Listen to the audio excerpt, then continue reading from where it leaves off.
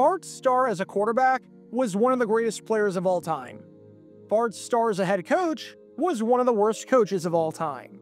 Starr's legacy with the Green Bay Packers is a complicated one, and it's one that is best remembered in two acts.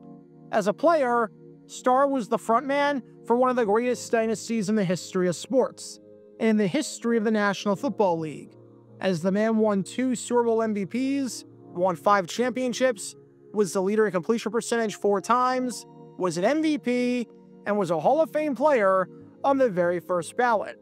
Not too bad for a 17th round pick. His first act was good enough to have him be remembered fondly in Packers history to the point where he got his jersey number retired, with that number 15 jersey being immortalized and never worn again. His second act, however, was one of frustration, one of failure, and one that went on for way too long. It almost feels like the kid who has a super supportive father who funds his musical endeavors, supports him every step of the way, teaches him good morals and values, takes him to every concert and pays for every lesson and talent showcase and whatnot, and then, after the kid gets his big break, becomes his manager and has no idea what he's doing and is very quickly on a fast track to ruining his career and his legacy. Starr somehow lasted 9 seasons as the head coach of the Packers, and only twice finished this season with a winning record, with one of those being the strike-shortened 1982 season.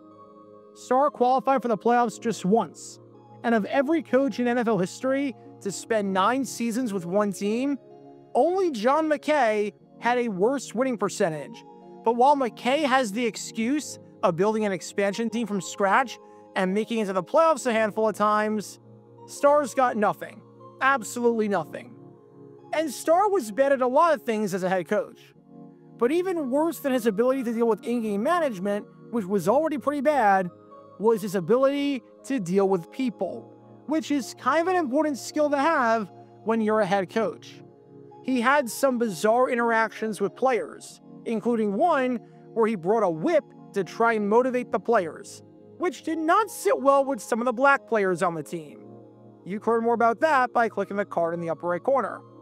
He had some bizarre interactions with the media, including one where he really didn't want you to know that one of his assistant coaches, Tom Lavatt, went 5-28 as the head coach at Utah. You can learn more about that incident by clicking the card in the upper right corner. And the incident that we're going to talk about today might be his most bizarre that you probably don't know about. Because in 1981, Bart Starr completely lost his mind at the press for the dumbest reason possible. And more than 40 years later, we're going to break it down today. Because this is the story behind one of the dumbest moments of Bart Starr's entire head coaching career, and a good lesson in what not to do as the head coach of a pro football team, or any team for that matter. Make sure you hit that like button down below, subscribe, and turn on that notification bell so you don't miss a single video that we post on the channel, because we post every single day on here about the weird and the wacky history of the NFL with stories like this one that you may not have heard of before. So if you like that sort of stuff, then this is definitely the place for you. Thanks in advance for liking and subscribing, and for helping us grow this community.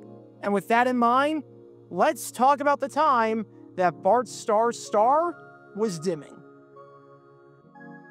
Before I talk about the actual incident in question, and just how insane Bart Starr got during it, we need some context to understand a little bit more about this unit right here, as in the special teams unit.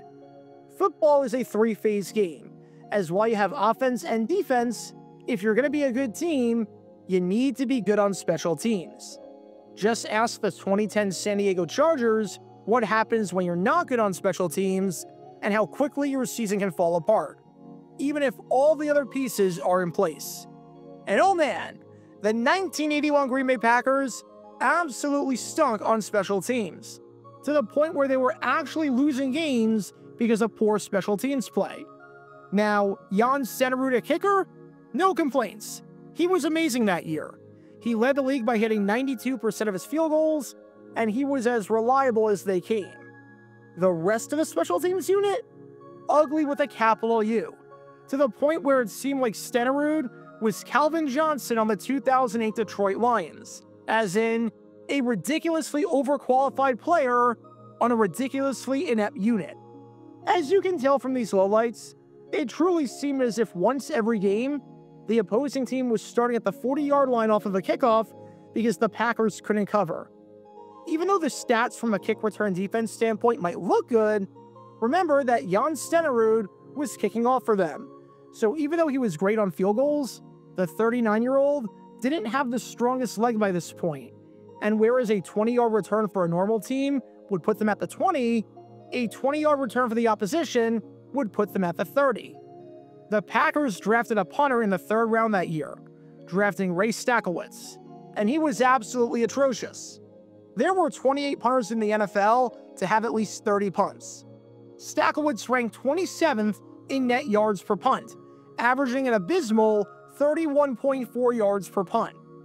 There were a ton of line drives and punts that got no hang time whatsoever, to the point where even announcers were commenting on it. There were a lot of touchbacks when the Packers were in opposing territory.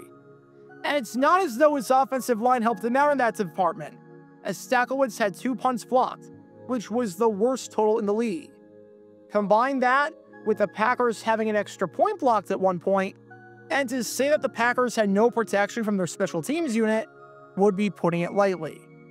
The Packers were in the bottom 5 in yards per kick return, muffing quite a few kicks and stepping out of bounds at the most inopportune times, and seemingly not knowing when and how to field the ball. And they were in the bottom 5 in yards per punt return allowed. And this was a team that was highly susceptible to the fake, as they allowed a fake field goal touchdown in one particular outing against the New York Giants. Outside of Jan Stenerud, who was 39 years old and didn't really need coaching by this point, the Packers had no bright spots on special teams, and their Week 16 game against the New York Jets really highlighted this catastrophe that was anything but poetry in motion. Bottom line, if you were a Packers fan in 1981, outside of field goals, you were grimacing every time your special teams unit stepped onto the field, because there was nothing good that was about to come of that. Which raises the question, who was in charge of the special teams unit? Who was leading this unit? Well, that was a young man by the name of Dick Rehbein. Rehbein died way too young, passing away at the age of 45 in the summer of 2001. However, today, his legacy is an incredible one, as if you know that name, you probably know him as the quarterbacks coach of the New England Patriots, who pounded the table to make the Pats draft Tom Brady in the 6th round of the 2000 NFL Draft, which I think it's safe to say worked out pretty well for the Patriots. If your legacy today is I was the reason Tom Brady got drafted, that's a heck of a legacy. However, back in 1981, Rehbein was just 25 years old, and earlier that year was named the team's special teams coach. Just think about that. A 25-year-old coach in the National Football League. There are some college players who are 25 years old, and here was a 25-year-old in charge of the entire special teams unit, despite having, quite literally, 0 experience as a coach. He played college football, played in training camp for the Packers for a couple of years, but never made the active roster, and then became an office aide in the Packers computer department. He was the youngest coach in the NFL at any position, let alone the entire special teams unit, and was one of just 2 coaches in the league who never coached before or played at the professional level. In other words, this was a man that seemingly had 0 qualifications to be a special teams coach. He was young, he had no prior experience at any level, and seemed to have no idea what he was doing. The average special teams coach had 13 years of experience as a coach at any level in any capacity. Rehbein was 25 years old with 0 years of experience. And when your special teams is playing that poorly, and your special teams is super inexperienced and unqualified on paper at the coaching level, you can bet your bottom dollar that the press is going to report on it. With that, after a bad special teams outing against the Atlanta Falcons, where the Packers mismanaged the situation at the end of the first half and allowed a huge punt return in the second half to allow Atlanta to come back from a 17-point deficit and win the game, which you can learn more about by clicking the card in the upper right corner. An article was written in the Green Bay Press-Gazette about the special teams and about Rabine. The article, quite bluntly, laid out the problems with the special teams unit. And from reading it, the article did not seem disrespectful in the slightest bit. It just laid out the facts that 25-year-old coaches with no experience are uncommon, especially with this much responsibility. And the Packers stink on special teams this year. Among the lines in the article include, "It's no secret some of the Packer veterans consider it rather bizarre that Rabine has the authority he has. The special teams have never been worse in Starr's 7 years as coach, and the prevailing opinion is that the team had never had better athletes. And the special teams have been erratic, and it's understandable why people are raising questions about them and their leadership." The article contains statistics, specific examples, and quotes highlighting this. There were even some positive things said about Rabine during this, so it's not as if this was a hit piece. Everything in this article seemed incredibly reasonable and understandable to say. But Bart Starr did not take kindly to this article one bit. Not at all. Because Starr opened up his press conference a couple of weeks later by criticizing Cliff Crystal, the writer of the article, for his words. As Starr said, "That's a guy who is struggling to do something in a profession that is darn tough. Most of what has happened to him is not even remotely associated with him. He's articulate. He's extremely well organized. He relates to the team beautifully. I sit in on every session. He does a hell of a job. A lot of coaches could learn from a young guy like that, just observing him. He can't help the background he came from. He's as sharp a guy as we have in this organization." Okay, so at this point, Starr is simply sticking up for his coach and sticking up for his guy. Nothing out of the ordinary or unusual about that. Starr thinks that Rabine is smarter than people give him credit for and is more qualified than people give him credit for. I can respect it. So far, nothing crazy. And then it gets a little bit insane.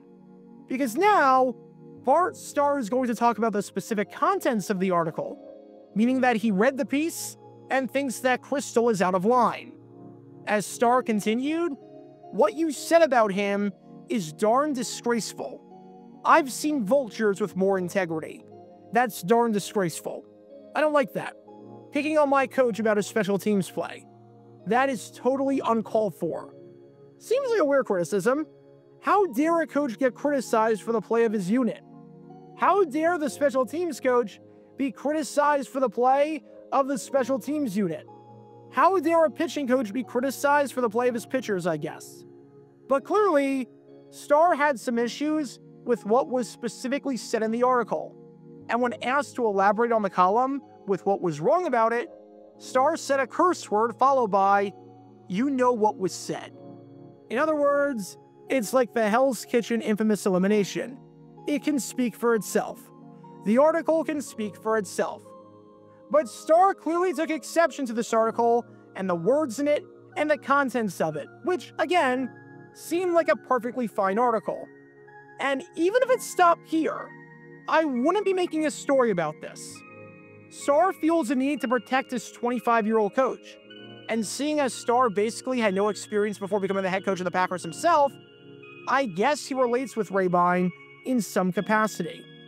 It's almost like a manager getting ejected in baseball, even if the call was correct. You just want to stand up for your guys. So again, this isn't an issue. Except for the fact that Starr started off the press conference by saying, and I quote, "I had not seen the piece on Dick Rabine." Let me repeat that. I had not seen the piece on Dick Rabine. I'm sorry, what? You're going to criticize a reporter for an article he wrote, and you didn't even read the article? How are you possibly going to do that? He said that reporter Cliff Crystal showed Rabine no respect and had no integrity, and that everything about the article sucked and wasn't true, but you didn't even read the article yourself? You have no idea what was in it? In other news, the new Disney Pixar movie Elio? The worst movie I've ever watched, and the worst movie Pixar's put out. The plot is terrible, the script is awful, the message is abysmal. It just sucks. I should note, I have not seen Elio. The restaurant across the street from my house?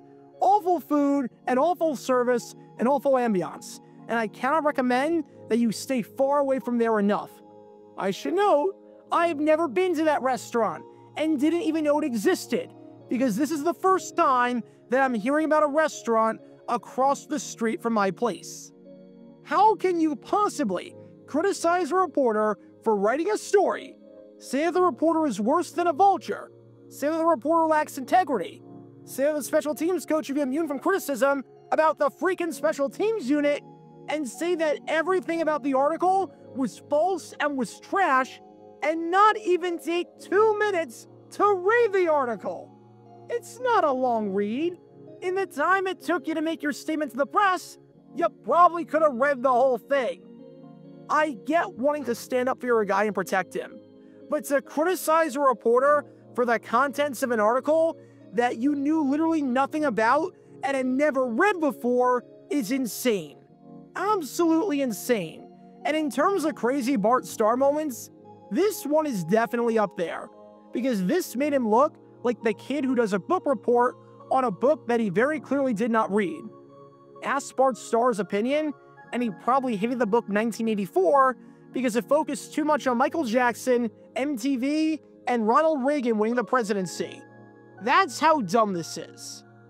So as a lesson to anyone out there watching this video, if you're going to criticize something, make sure you actually read the thing before you criticize it. Much like you can't comment on how good or how bad the Packers are as a football team without actually watching the Packers play, you can't comment on an article about the Packers without actually reading the article. Bart Starr's media literacy was shockingly bad on this day, and who knows if he ever actually read the article or not. I'm leaning toward no. But as someone who did read the article and watched the Packers play on special teams, I can say this: the article is more than fair, and the special teams unit completely stunk, with everyone deserving some share of the blame for it. Cliff Crystal did not deserve the backlash he got from Bart Starr for this article, seeing as Starr didn't even read the dang thing. Because in 1981, the only thing more special than the special teams for the Packers was Bart Starr's reading comprehension. Check out our live streaming schedule for the next few days. We're live every single day on this channel, whether we're covering a sporting event or playing GeoGuessr or just taking your requests. So make sure you like and subscribe and turn on the notification bell so you don't miss a single time that we go live and so that you can join this community. Also, thanks to all our members and our Patreon supporters who get exclusive perks like their name at the end of each video, members-only Q&A streams, and cool emojis to use on videos and during streams. See how you can join this community and become a member or a Patreon member by clicking the link in the description below.